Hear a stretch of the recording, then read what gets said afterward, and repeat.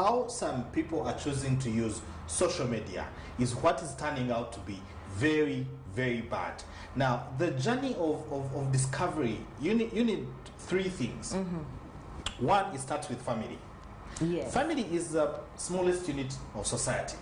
We all come from a family. All of us in this space have a family. And it is those families brought together that make what we call society. Yes. Meaning that every family has a great impact on who you become and what you turn to be in society. It's from the values you pick and learn from home that you become, because they say charity begins at home.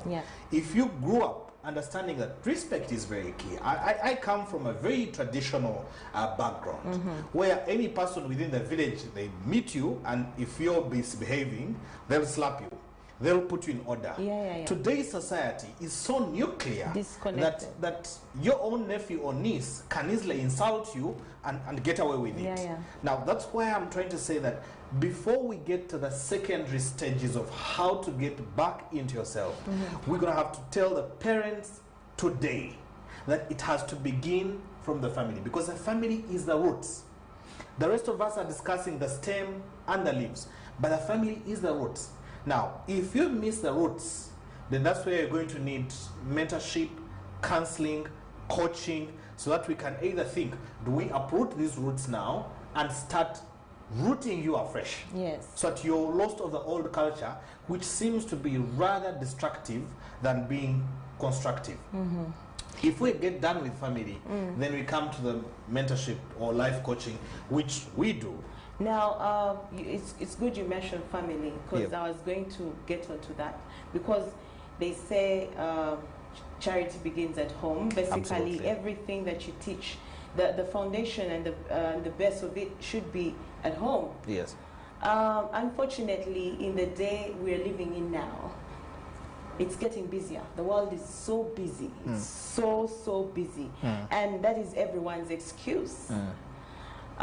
So before I ask about family, I think let's take a quick break, and then I'll get back to you on what I have to say. So we're going to take a break. Thank you for joining in on this conversation. Be back with us so we can get to the nitty-gritty of things. Thank you.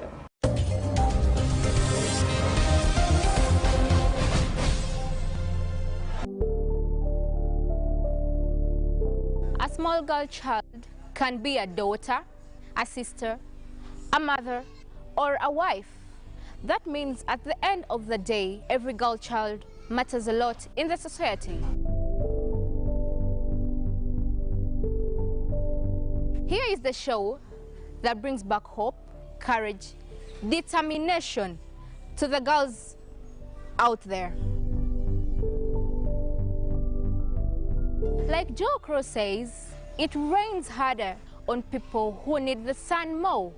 So to every girl that is going to be watching this show, say no to the rain and welcome the sun in your life.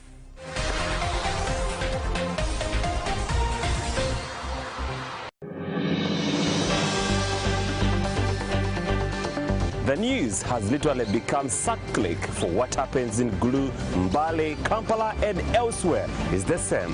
My job is to tell the story on what happened, where, who did it, how they did it, and probably why they did it. Join me every single weekday as I break down those big stories that make rounds of headlines only on Select News. With me, Simon Chris Makanga.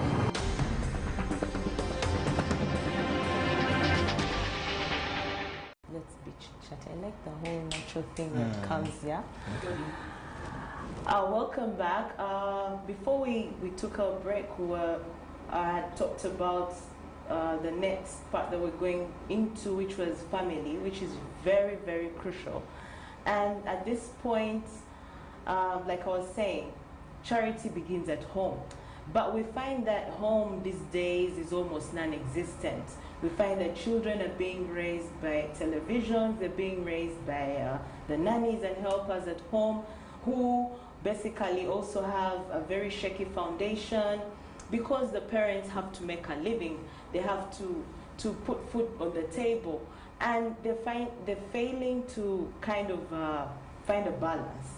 So I was coming back to Samuel, who is very passionate about family, knowing that that is where everything starts. And you know, you cannot go backwards. We're moving forward, and if we're to change anything, it should be now, because you know, there's a proverb that says, when you try to bend a stick when it's already hardened, it breaks. But when you try to bend it when it's still young, you can bend it whichever way.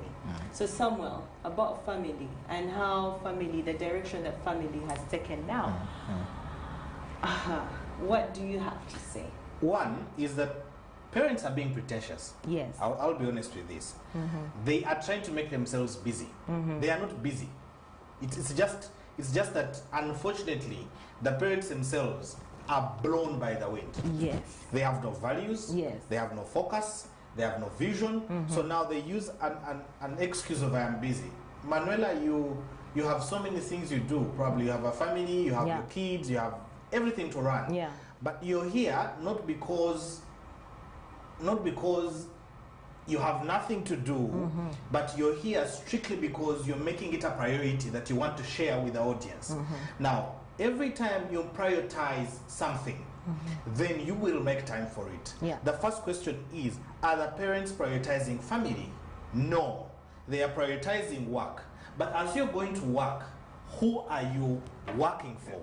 Now, again, it comes back to the same thing that we've been talking about, of understanding who you are versus what you are. Now, most parents are fixated with what they can bring on the table. That's what they are. They are on their job. The kind of job they are doing is probably consuming a lot of the time. Yeah. And I can tell you, there are so many parents who are doing jobs they're not passionate about, but they are doing those jobs because they want to survive. They want to earn a living. I talk to a couple of parents these days, both old and people you think are very respectable. Many of them, you ask them, why are you doing the job you're doing? And they'll tell you, man, I have to make a living, I have to survive. Now, every time someone uses the word survive, then it's as good as they're telling you they don't know where they're heading. I am working right now. But the line I'm working in does not by any way corrupt my values or break them down. So if we were able to listen to our calling, the things we are passionate about are not random. They are our calling. If every one of us is going to listen to their calling, then the world gets better. If Manuela listens to her calling, if the gentleman on the cameras listen to their calling, the person in the editorial room is on their calling, if the station manager is on her calling, then there is no way that drifts them from their values. Because you see, the job they are doing is still in line with their values. The challenge is someone becoming a station manager, not because they want to make a difference on TV or to the audience, but because they want to earn a living. So now what happens is it starts conflicting with their inner self. Exactly. So what they are starts conflicting with who they are. And that's where now instead there is stress. And even at work you don't grow. You've seen people who have worked in organizations 10 years, 15 years, and they're there. Because every time you do something that you have a passion in, then you focus on delivering service. Every time you deliver the service, then the money comes along. I always tell people, and a friend of mine uses this quote so much, that resources don't go to people who look for them or who search for them. Resources come to those people who create value for them. So the question becomes, what value are you creating? The only way you can create a value is by having values. You cannot create value if you don't have values. So the question is, every person who's watching or who's listening should be able to ask themselves, is what are your values? STV as a television, they have their values. If you enter every office of these organizations, they're pinned clear on their board. Their mission statement, their values. And every employer who comes into that organization must read their vision and their mission. Meaning that if STV says that we respect humanity and morality, if you come and join them and you're immoral, then you're off. So every family must now sit down and have values. I have interacted with a couple of families. You ask the parents, what are your values, or what is your mission statement as a family? And the person says, are we an organization? So, yeah, I get it. And then, yeah, we are an organization. But to bring it back to the health bit, since we're talking about social health now, the social part of health, and we want everyone to be to take away the stresses of this world, which will then lead to anxieties and depression. Within yourself as an individual, it starts with nurturing yourself as an individual. Knowing who you are is very crucial. And now, who you are is fundamentally aided by how you're brought up as well. Because we don't want to go into the genetics of things and all that, but it starts with your family and how you're brought up. Because the values that you pick up as a child, Samuel, will stick with you. They're what guide you through life. They're what give you a direction. Otherwise, you keep going with the wind. Yeah, you go this way, you go that way, and in the gist of that kind of arrangement, you're lost. You're lost. That's why you find people get suicidal. You find people are like, okay, this one told me this. You find people get excited about one thing today, then tomorrow they'll meet someone else and they're like, you know what? If you do things related to education and stuff, that's where the money is. I'm like, oh, really? So you have no passion about education at all, but you're saying that's where the money is, so you jump to that. And when you don't find the money there, then you jump to the next thing that they're telling you that's where the money is, and then that also, you find you're not fully quenched there. And then you get frustrated, you get depressed, you cannot provide. It's all because there's an imbalance. There's an imbalance, a conflict within yourself. Yeah, you do not know who you are, so you do not know what it is that you need to seek for. You're not following a certain calling, like you said. So I think it's going to come to a time where I think every person is going to invest in life coaching. I can absolutely tell you why. Yeah, is that every time you look for money, you'll never find it. This I'm going to be honest with you. Or happiness. Every time you look for money, every time you look for happiness, you never find them. Bill Gates never was looking for money. Bill Gates was creating value for something. And the money was paid to him. And that's a statement I say, that resources don't go to look to people who look for them. Resources go to people who create value for them. The person who started probably this television is not looking for money. He's looking for empowering society by giving them informative programs, by giving them news, so that they know what is happening in society. And that's what makes people want to get glued to watching. And as people watching and they grow into the numbers, then advertisers say, wow, STV has a bigger audience. We can advertise with them. STV is growing its viewership. We can relate with them. We can count on corporate responsibility with them. We can work with them. Now, as they are doing all that, bringing you adverts, sponsors, partners coming, then the money is coming as well. But its main mission was not money. That is why you find people can invest in a business and they'll go 3, 5, 6 months without making money, and they still have a drive to go on. It's not like a quick pursuit for happiness and money. If you don't get it here, then the next best thing is that your ear is to the ground. What is the next best thing so I can get money? You make a very valid point, you know? I will probably give you my story, a simple one. When I finished my school campus, I went into TV. I worked in media for almost 5 years. Now, media is a passion for me because I love speaking. But I was in a political line of media. So along the way, my family wasn't comfortable. with me being in media, because today you're in sales, Yes. the next day you're in tear gas, the Yes. next day you're beaten. Now, because I was having a conflict with myself and my family and society, it started stressing me. And then I quit media. When I quit media, I started farming. Now, within me, there was the other part that kept speaking. So I kept doing mentorship to young people when I was doing farming. It took me almost like 2 years of everyday concentration to understand who I am.